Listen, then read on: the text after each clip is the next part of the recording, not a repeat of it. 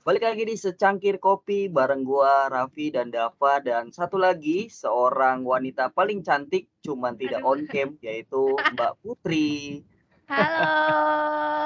Iya, Hai. kecantikannya belum kelihatan ya karena kan on Aduh. cam-nya nggak ada. Bahaya Mukanya nggak kalau on cam. kalau on cam bahaya. Oh Harus iya, jadi Pecah benar. background nanti. aja. Iya. Nah, ini kan Putri kan baru nih. Kita kan Iya. podcastnya Secangkir Kopi. Kalau Putri sendiri pernah ngopi atau memang suka ngopi? Aku kalau kopi suka sih, cuma kayak nggak terlalu addicted banget sama kopi Oh, biasanya. Terus ini kopinya juga kopi apa? pertama, oh kopi apa? Eee, Kayaknya apa ya, mochaccino paling yang Oh, kayak klasik anak-anak zaman sekarang. anjir, luar Anjay. biasa. Emang anak-anak zaman sekarang ya? Aduh. Oke, terima kasih Mbak Putri ya. Atau dipanggilnya Mbak atau Kang atau siapa nih? Aduh, dipanggil apa ya?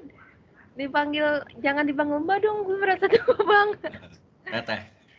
Teteh. Nggak usah, sama aja itu mah. Panggil Oke, nama aja lah, panggil Putih aja. oke, Putih ya. Ya, halo teman-teman Oke, semua. iya. Mas Dava udah nggak usah disapa lah, udah biasa ya. Udah enak penonton juga. Oke,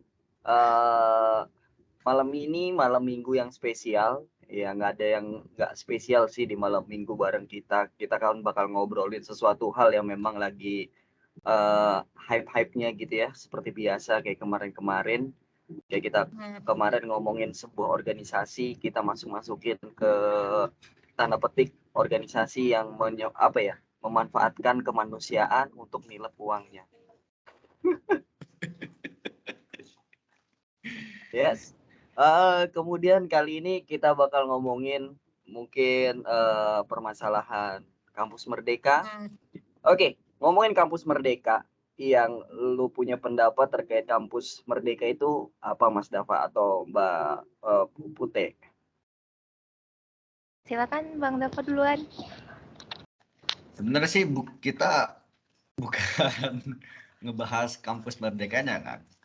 Oke, Lebih tepatnya tuh kurikulum yang baru yang akan oke. diterapkan di sekolah-sekolah di SMA ya. Yaitu namanya kurikulum Merdeka.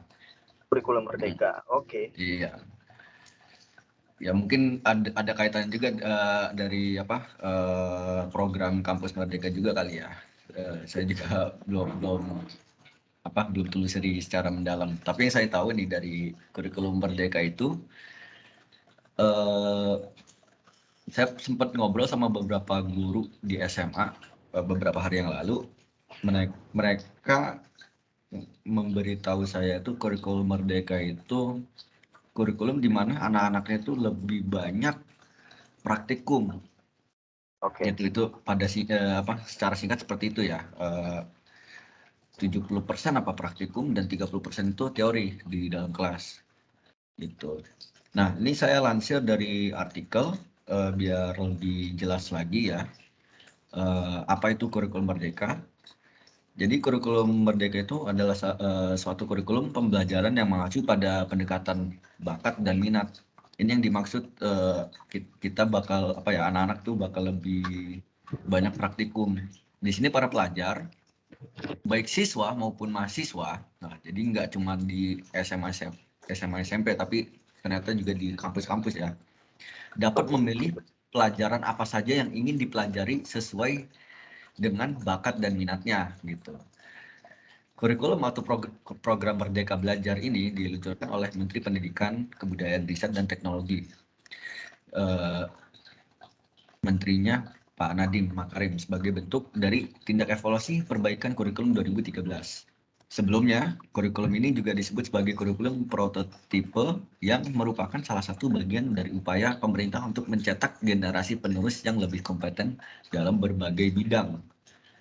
Nah, pertanyaan itu, apakah kita nih yang punya opini, punya punya pandangan apakah kita setuju dengan kurikulumnya atau tidak gitu.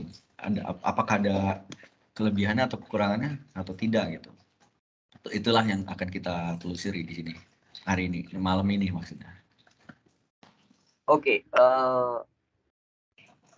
sebelum Mbak ke Putih, ini kan gua pengen ngasih pendapat juga ya mengenai masalah kurikulum merdeka, kampus merdeka, sekolah merdeka dan lain sebagainya lah ya sebutannya apa terserah. Iya.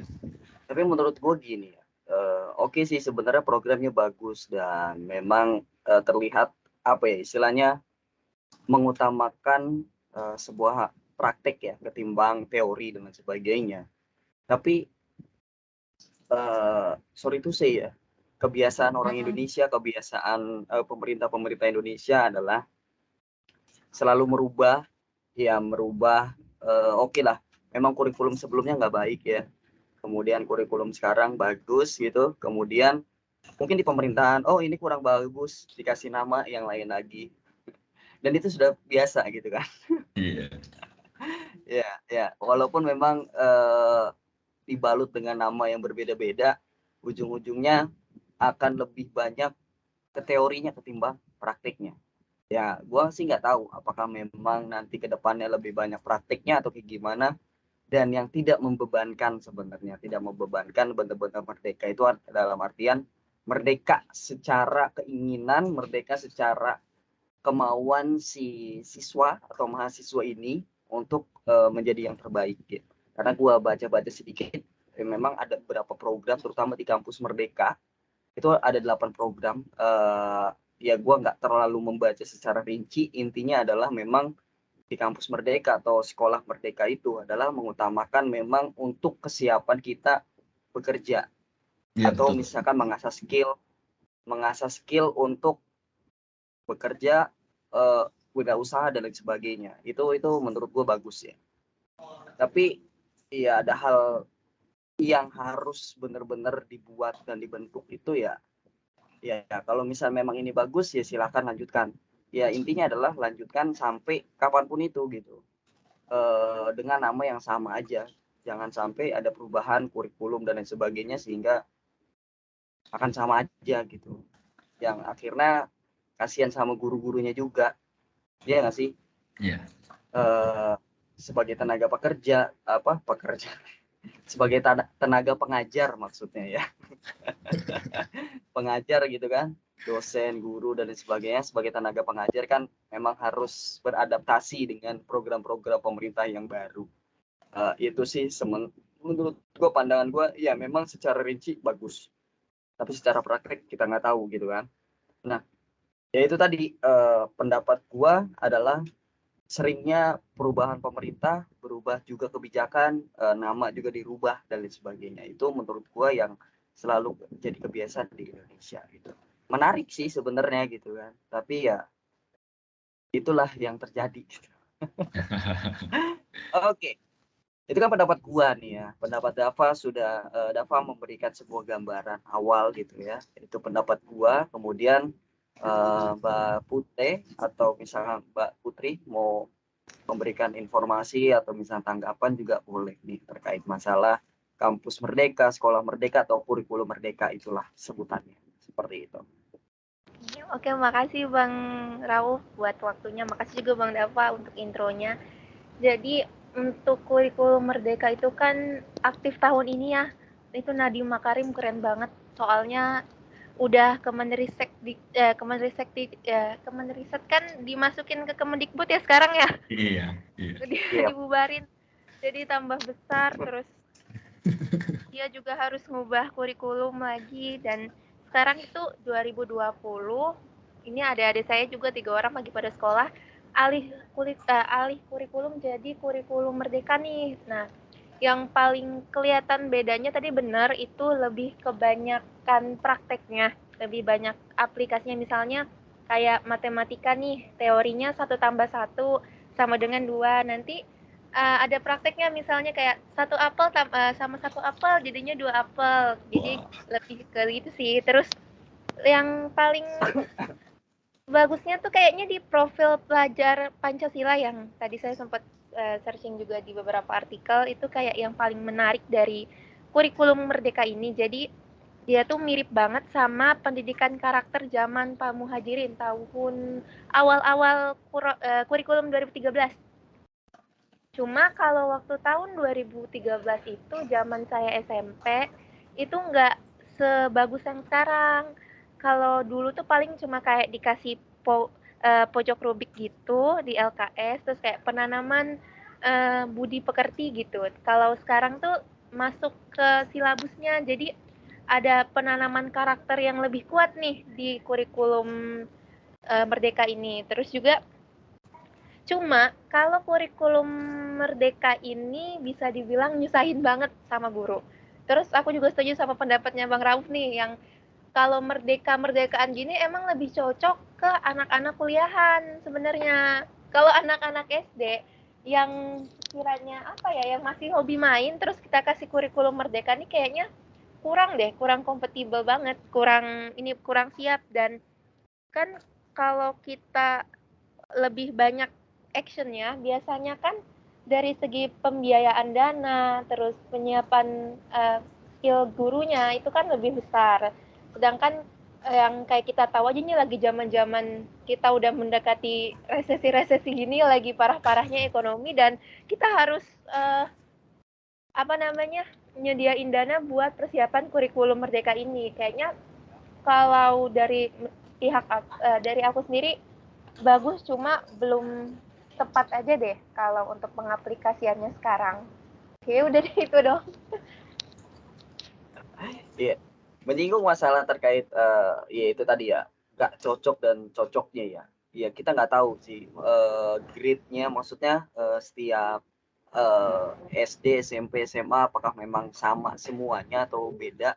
Ya otomatis sebenarnya seharusnya beda-beda porsinya ya, karena ya dari anak SD nggak mungkin suruh merdeka sendiri gitu kan, karena ya nanti ya namanya sekolah harus ada istilahnya ya setidaknya belajar untuk memahami sebuah teori terlebih dahulu gitu. Dia teori-teori yang kecil atau misalkan membaca terlebih dahulu, yang tahu terkait ya sistem membaca seperti apa gitu ya. Walaupun memang biasanya suruh ngejah di TK, PAUD dan sebagainya, tapi kan aplikasi yang paling aktif tuh di SD gitu ya. Kalau misalnya di SD udah suruh merdeka, nanti terserah deh baca buku gitu kan, padahal nggak bisa baca buku gitu kan. Ya maksud gua pasti ada ininya lah, Tahapnya. berapa persen tahapnya SD, SMP, SMA, dan kuliah. Nah, setahu gua nih, gua juga nanya-nanya sedikit ya sama saudara gua sendiri yang masih kuliah. Ternyata kurikulum merdeka ini itu ada untuk mencapai lulus, ya nggak tahu sih. Gua nanya ini saudara gua kebetulan kuliah di UI ya. Nanya, ntar lu lulus skripsi atau gimana? Oh bisa milih, gimana maksudnya milih gitu kan.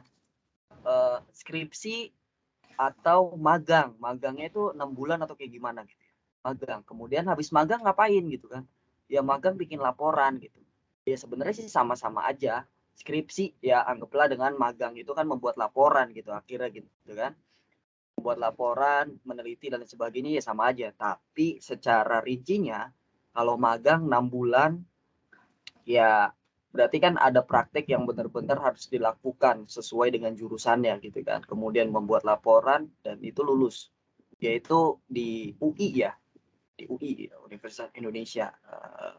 Nah, itu ada dua katanya, skripsi boleh, magang boleh. Ya itu hal yang menarik menurut gua ya. Cuman ya apakah memang ya takutnya gitu ya, kalau misalkan memang tergoda dengan magang terus kemudian dikasih uang gitu nggak bakal lulus. Kan ada aja gitu kan, ada Iya, orang iya, yang iya. senang magang akhirnya bablas gitu sampai lupa buat laporan gitu kan, kemudian tiba-tiba betah di situ gitu kan, kerjaannya apalagi magangnya diterus-terusin gitu, maksudnya udah lu di sini aja nerusin lagi gitu kan, akhirnya dikontrak juga gitu. Ya itu menariknya sih yang gua tahu. Kemudian ngomongin masalah guru, gua juga kan punya teman guru juga gitu ya.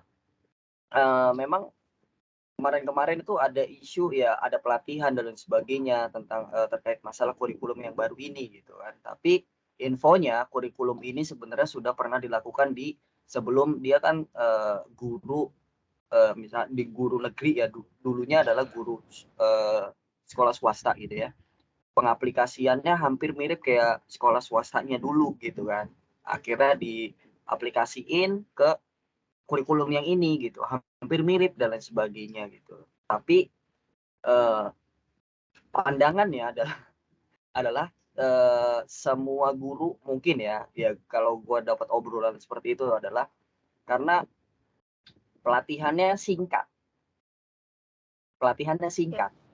ya kan, pelatihannya singkat kemudian suruh praktekin gitu. Ini dari tenaganya ya, makanya gue ngomongin tadi adalah masalah tenaga pengajarnya siap atau tidak gitu ya kan. Dipersiapkan dengan secara singkat untuk mempraktikkan ya mungkin entah singkat atau misalkan memang dalam 1 hari aja itu kan singkat ya, atau ada berjenjang gitu ya.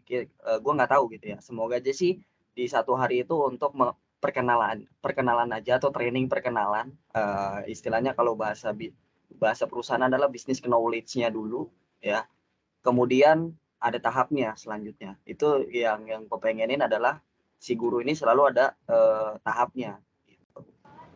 Nah ini yang menarik gitu kan, ngomongin masalah kurikulum kan seharusnya dari SDM pengajarnya dulu nih baik atau enggak gitu, atau misalkan siap atau tidak gitu. Kemudian yang kedua adalah si sekolahnya bisa enggak gitu untuk mencakup si kurikulum Merdeka ini gitu kan, dari segala infrastrukturnya dan lain sebagainya kan, itu kita harus ini juga lihat juga gitu kan.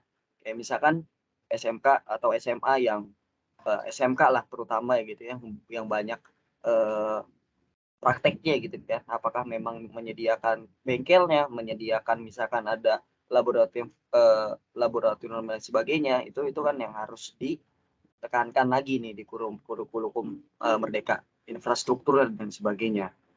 Ya walaupun memang ada isu-isunya adalah buat infrastruktur bermiliaran-miliaran untuk cuman kamar mandi aja.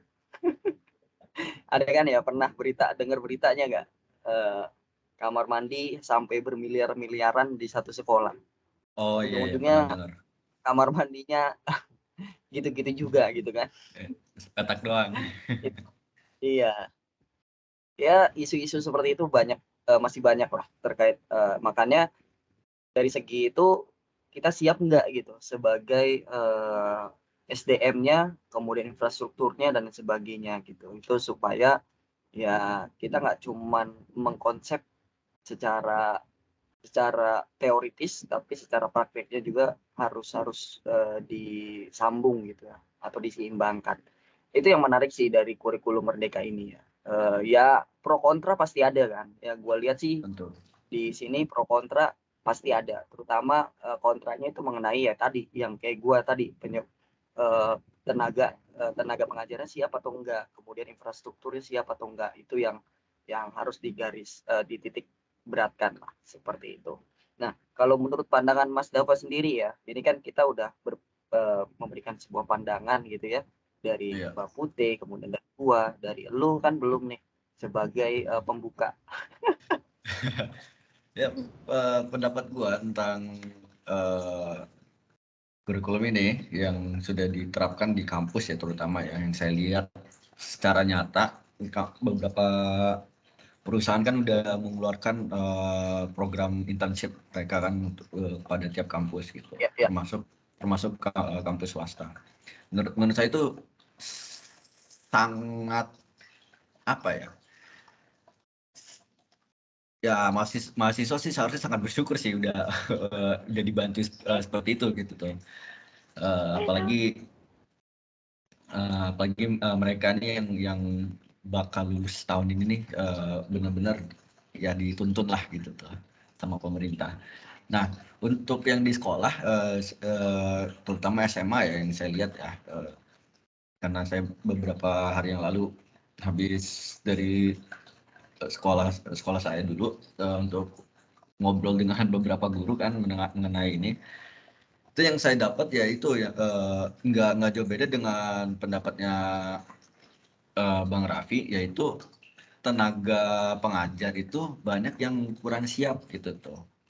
Dalam artian begini, saya beberapa minggu yang lalu pernah dengar guru ngobrol seperti ini. Kita 2 minggu ke depan udah masuk sekolah, tapi belum ada belum ada sosialisasi tentang program ini gitu tuh. Belum ada. Kita kan belum tahu cara meraktekinnya seperti apa gitu tuh. Ada obrolan seperti itu. Yang saya lihat ya untuk kurikulum Merdeka ini kekurangannya banyak banget, terutama yang namanya prototipe pasti ada beberapa hal yang kurang matang ya. Salah satunya ini gitu tuh. Saya juga rada khawatir ya untuk siswa tahun ajaran baru ini nih bakal seperti apa gitu di kelasnya. Maksudnya proses pembelajaran seperti apa ya, saya juga khawatir gitu kan. Ya semoga aja sih dalam jangka panjang ada ininya lah, ada nilai baiknya lah.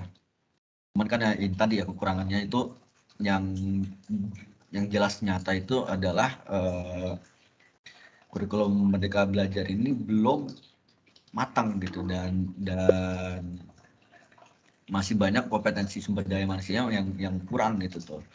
Dan dekat-dekat ini akan diterapkan gitu. Itulah yang kurang yang kontra dari saya. Iya. Jadi menariknya sebenarnya kebijakan pemerintah kita gitu ya, atau menteri-menteri kita nih.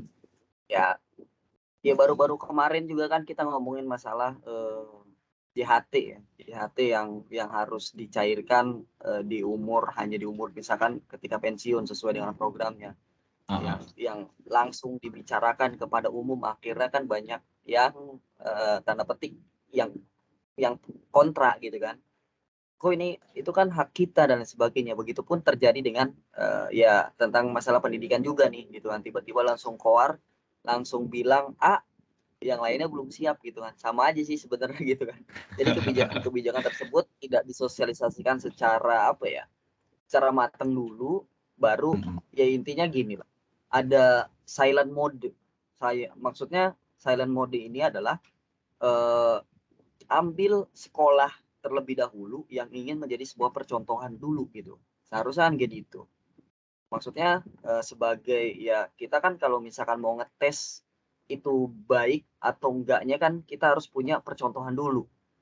Iya dong. Ya sebagai seorang ilmuwan kan kita harus ngecek dulu nih rumus ini jalan atau enggak. Ya kan? Kalau misalkan rumus jalan atau enggak kemudian tiba-tiba langsung dilakukan, dipraktekkan, ya kita nggak tahu hasilnya itu kayak gimana gitu kan, secara rincinya seperti apa dan lain sebagainya. Ya kalau bisa sih menurut gua adalah kita harus cari sekolah percontohan dulu, entah mungkin misalkan di Banten 3, di Jakarta 3, di setiap daerah lah ambillah 3 sekolah yang sekolah besar lah, atau misalkan ada sekolah-sekolah yang menengah gitu maksudnya ya. Biasanya kan ada grade-grade-nya juga gitu kan. Kalau nggak salah ada ABC gitu kan, kalau setahu gua akreditasi ya namanya ya, lupa ya, sesuai dengan grade-nya itu. Sehingga kalau misalnya sudah ada percontohan kemudian ada hasil yang konkret, oh ini baik dan lain sebagainya, ya udah jalankan gitu kan. Ya kadang-kadang ini tadi sebenarnya menurut gua ya, pandangan gua ini bertitik ke belakang punya latar belakang adalah mengenai pemerintah ini cuma 5 tahun doang, atau misalkan kalau mau 10 tahun gitu kan. Sehingga kalau merubah itu sulit gitu atau berjenjang. Ya kalau misalkan memang kita terus-terusan, ya kayaknya pemerintah Indonesia ini punya sejarah tidak mau kolaboratif. Maksudnya tidak mau kolaboratif adalah ya setiap ganti presiden atau ganti menteri itu biasanya ganti kebijakan, bukannya menerusi kebijakan tersebut gitu, ataupun misalkan memperbaiki tapi nggak usah ganti nama gitu kan. Itu yang menurut gua menjadi sebuah Indonesia ini tidak kolaboratif secara sistem kepemerintahan atau sistem apapun itulah ya, entah mulai dari pendidikan, ekonomi dan lain sebagainya. Menurut gua jadi lebih ke arah eksistensi setiap masa jabatan. supaya eksis gitu kan. Gue punya program inilah, kita coba langsung jederin aja. Ini programnya gini bagus. Tapi di lapangannya ya itu tadi kan, kayak Dava langsung terjun ke sekolah, ngomongin, nanyain ke guru, gurunya belum siap gitu kan. 2 minggu lagi mau masuk, kita nggak diomongin apa-apa gitu kan. Nah itulah yang menjadi problematik, bahwa Indonesia ini adalah, maksudnya pemerintahan Indonesia tidak selalu kolaboratif. Padahal sekarang ini ya sistemnya kolaborasi gitu kan. Kolaborasi dalam artian kita mengikuti aturan-aturan yang dulu, kemudian kita perbaiki dan lanjutkan yang baiknya gitu. Yang buruknya ya kita buang gitu. Tapi ya jangan ganti nama, kemudian ganti cara dan sebagainya. Kita boleh kok merubah 180 derajat, oke-oke aja. Tapi ya itu tadi, secara bertahap. Nggak mungkin dong kalau misalkan anggaplah gini, lu mau nggak nyelam ke air panas, langsung panas? Mau nggak? Enggak lah. Ya, perumpamannya itu aja. Lu kalau misalkan kita, Mbak Putri ataupun Mbak Putri gitu ya, mau terjun langsung ke air panas kan nggak mungkin. Harus ada air dinginnya dulu, atau misalkan untuk membalancekan itu semua dulu gitu kan. Baru lu mau nyemplung. Ya harusnya kayak gitu gitu. Perumpamaannya secara ininya lah kayak gitu ya. Ya itu hal yang menarik menurut gua gitu. Ya yang menjadi pandangan pemikiran gua adalah yaitu sih. Jadi mengutamakan eksistensi setiap pemerintahan, tapi nggak memikirkan dampak ke depannya gitu. Yang akhirnya yang menjadi korban adalah tenaga pendidikan, siswanya, dan lain sebagainya. Ya, ada satu hal yang menarik lagi, tapi nanti kita coba obrolin dulu sama Mbak P. Kalau Mbak Putri punya tanggapan lain yang menarik, nanti gue akan pembahasan yang menarik juga mengenai kampus Merdeka ini yang gue obrolin sebelumnya sama ya, bisa jadi orang yang terkemuka dan gue nanya itu. Ya, coba. Kayaknya nggak ada tanggapan, tapi soalnya rata bakal setuju sama banyak pendapatnya Bang Raung.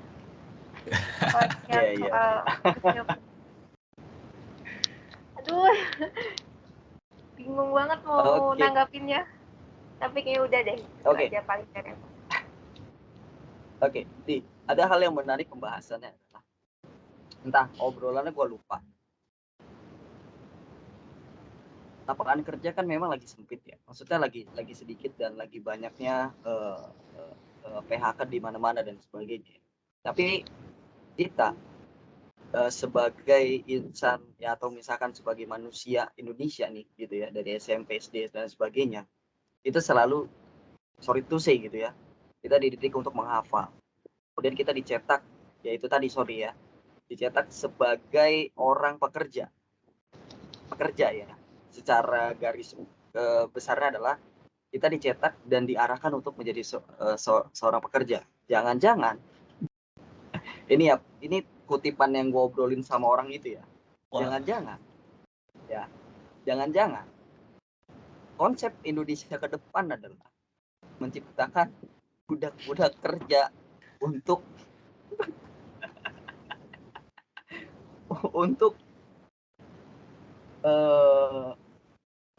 role pemerintahan yang baru 30 tahun ke depan.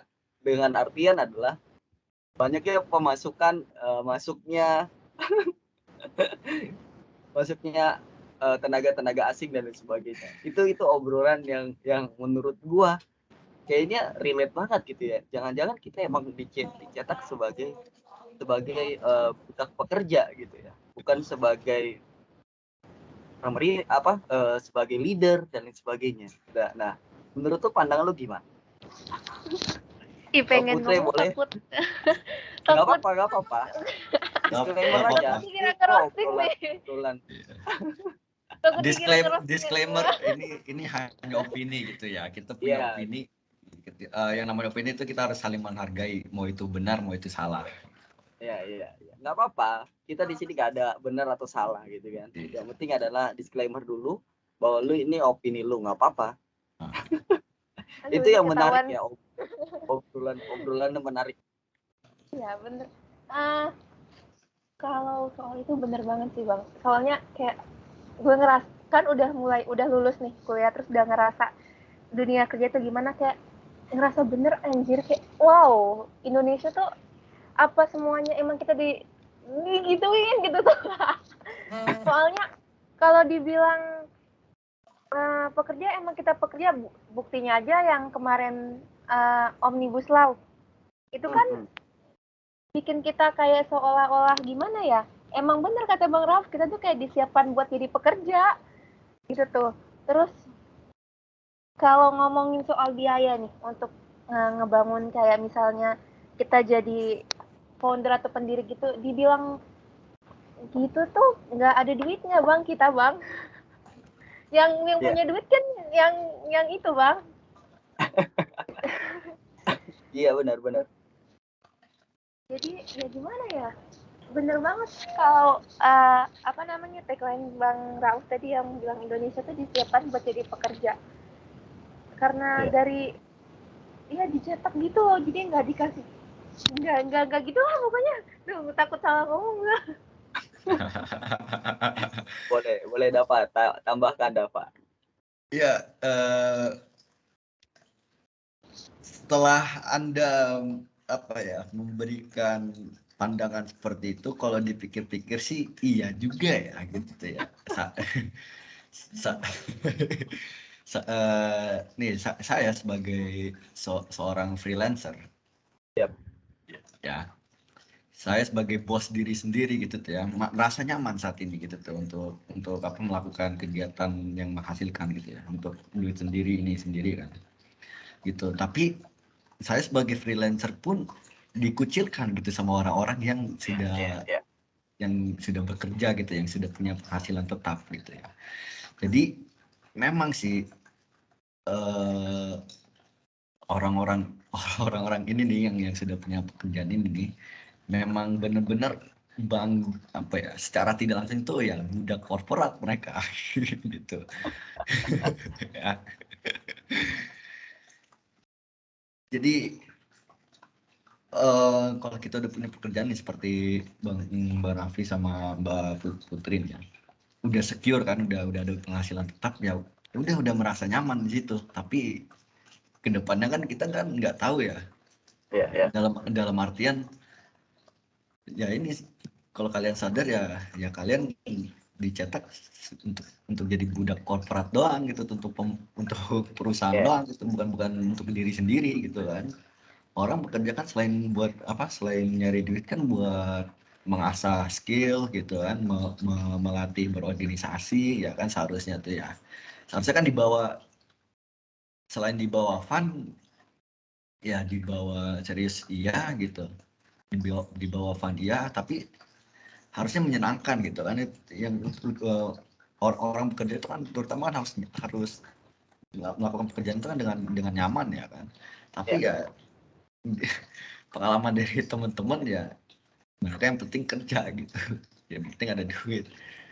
Alhasil ya seperti ini, mereka cuma sebagai budak korporat doang gitu tuh. Jadi kayak lebih jadi mesin gak sih bang? Nah iya, seperti mesin aja Jadi gitu. mesin, that's right. Jadi nih mengenai kasus Holy Wings ya, kasus yang kontroversial. Aduh iya, bener-bener Holy Wings. Aduh, terus Nah, lanjut aja. kalian pasti ini kan membaca kan berita seperti apa. Lo bayangin atasan yang bermasalah, apa namanya, yang kena masalah secara PR ya gitu kan. Itu mereka seenak jidat apa bukan membuang apa ya, mem-PHK bawahannya gitu tuh. Ya, Cuci tangan lah. iya mencuci tangan kan. Habis itu ya udah gitu, masalah udah clear, undang lagi yang baru, pekerja yang baru gitu tuh. Ya kan? Secara singkat seperti itu. Padahal situasinya lebih ini sih, lebih complicated sebenarnya ya. Tapi ya secara garis besarnya itu ya, kita kalau membuat masalah nanti di kerjaan ya, korporat ya tinggal tendang lo, cari yang baru, udah gitu tuh. Yes. Iya, itu yang menarik ya. Iya, benar-benar sebagai robot kita tuh. Betul. Iya, pembahasan menarik ya, masalah kita kampus merdeka dan lain kurikulum merdeka, kampus merdeka dan lain sebagainya yang semuanya tentang kemerdekaan itu ya. Ya itu tadi obrolan itu benar-benar menusuk gitu ya, menusuk dia gua juga sebagai oh iya jangan-jangan kita nih bukan dicetak bukan seorang untuk menggebrak. Maksudnya dalam arti menggebrak itu dalam artian punya role yang baru gitu kan. Arus yang baru gitu ya. Ya, ilmuwan kita berapa sih yang go internasional atau misalkan meng-create sebuah apapun itulah. Inovasi gitu-gitu. Ya, sebuah inovasi. Ada nggak sih di kita? Kayaknya baru B.J. Habibie aja deh, atau ada yang lain? Nah, sebenarnya mah ada kan. Saya yakin Ada. beberapa tahun di belakang ada, bahkan kan yang usia-usia muda ya, yang ini. Ya, Cuma betul. kan ada juga kasus kontroversialnya itu mereka tidak melanjutkan inovasi mereka tuh ya karena tidak dibiayai ini gitu pemerintah. Betul banget. Betul banget, Bang. Iya, kadang-kadang makanya nggak salah orang Indonesia itu mencari membuat sebuah inovasinya di luar, bukan di negara kita gitu ya. Ya kayak misalkan ya sorry to say gitu ya, orang-orang kesenian seperti ya editornya Marvel, ya sorry ya, editor Marvel, kemudian editornya Transformer, itu ada orang dari kita loh gitu kan. But kalau di sini seharusnya kan secara keilmuan dan lain sebagainya, kalau misalnya memang di sini bisa mengaplikasikan ya why not gitu kan. Ya walaupun memang sekarang ya film-film kita oke juga gitu ya, maksudnya dalam artian gini ya, ada film superhero gitu ya, kayak misalkan Gundala itu kan itu secara ininya udah oke banget gitu ya, dan itu yang menarik gitu kan. Nah itu yang menjadi PR kita adalah selain kurikulum merdeka ya kita harus ya memodali ya orang-orang yang punya pemikiran yang luas ya kayak misalkan contohnya ketika B.J. Habibie punya film atau menceritakan misalkan dari Jerman ke Indonesia, itu banyak banget politiknya gitu kan, mau bikin kereta, mau bikin pesawat, ya nggak sih, ada inilah itulah dan sebagainya kan di film B.J. Habibie-nya. Lu nonton film B.J. Habibie kan kayak misalkan kayak ada yang nyogok gini dan sebagainya gitu ya. Nah itu yang menurut gua mungkin relate banget dengan yang sekarang, atau misalnya mungkin terjadi seperti itu di belakang ya kan, yang kita nggak pernah tahu ya. Itu sih yang menjadi sorotan kita ya. Ya intinya sih memang dalam sebuah belajar itu ada sebuah pilihan di mana setiap orang berhak memilih apa yang diambil, berhak memilih apa yang mereka pilih gitu, sehingga ya pilihan itu seharusnya menjadi dukungan ya, bukan cercaan. Kayak misalnya Mas Dava memilih untuk bekerja sendiri freelance gitu kan, ya seharusnya didukung, bukan anggaplah kenapa lu nggak kerja di kantor dan sebagainya gitu kan. Ya banyak lah persoalan-persoalan kayak gitu, sehingga stereotip ya, apa ya itu stereotip ya, stereotip ya. Jadi orang-orang tuh memikirkan bahwa bekerja di kantor lebih baik ketimbang freelance gitu ya. Padahal sekarang ini ya kayak pekerjaan baru kayak YouTube, gaming, dan TikTok gitu ya, kreasi-kreasi yang simple itu bisa membuahkan hasil gitu ya kan. Kayak ya SCBD sekarang juga kayaknya mungkin rame startup ya, startup bermunculan, walaupun memang isunya startup sekarang kan lagi down banget gitu ya, secara ekonomi gitu. Karena membakar uangnya sudah tidak bermanfaat. Maksudnya tidak bermanfaat dalam segi keuntungan bagi si perusahaan startupnya itu gitu, nggak balik modal lah, seperti itu ya. Intinya pendapat terakhir lu tentang kampus Merdeka ini gimana? Keinginan lu ke depannya lah, dari Mas Dava atau Mbak Putih. Silahkan coba. Ayo Bang Dava duluan silahkan. Ya, dari saya sih hal-hal kecil, bukan kecil ya sebenarnya ya, maksudnya kayak sosialisasi untuk para tenaga pengajar ini seharusnya kan bisa dimatengin dulu kan. Terutama ini lah secara keseluruhan tuh seharusnya prototipe kurikulum ini harusnya diperbaiki dulu dan benar tadi harus diuji coba di beberapa negara di beberapa kota dulu ya kan, sama aja kayak My Pertamina kan, jadi kan kelihatan tuh ya hasilnya ya. Yap. Mana baiknya mana buruknya kan ya. Kalau dilakukan tanpa uji coba kayak gini ya kan khawatir gitu ya. Mudah-mudahan sih nggak khawatir, kalau gagal ya gagal drastis gitu. Jadi malah dan akan kembali lagi ke kurikulum sebelumnya gitu. Itu Oke. sih. Kalau Mbak Putih gimana? Lebih berharap ada 2 poin sih. Yang pertama kalau untuk soal kurikulum Merdeka itu pengen lebih disiapin aja dari pihak pemerintahnya juga yang menggalangkan tentang ini kan. Soalnya kalau dilihat dari segi konsepsi itu produk yang Nadiem Makarim buat ini bener-bener keren banget dan bisa Benar, ngegebrak dunia pendidikan Indonesia. Jadi benar, sayang banget kalau nggak jalan tuh kayak sayang gitu. Terus yang kedua soal yang tadi yang terakhir budak korporat itu gimana kita mau berkembang kalau eh, Kementerian Riset aja diganti sama Kementerian apa tuh ya? Investasi ya? Yap. Kemeninvest. Jadi dari situ aja kita ngelihat Indonesia kayak nggak serius buat memperbaiki nasib bangsa. Padahal ya kalau mau perbaiki masa depan ya dari yang awal dulu ini nih, yang generasi ini dulu gitu. Paling kita poinnya di sini kita sebagai anjay, sebagai apa ya, nggak penerus-penerus juga sih, sebagai orang yang masih muda, masih masih muda gitu, jadi mungkin bisa lebih berinovasi, berani berani buat ngambil langkah kayak Bang Dava gitu kan, berarti berani ngambil langkah gitu, nggak Yang di bawah berbeda ya. tekanan. Iya betul, berani ngambil langkah itu sih. Ya.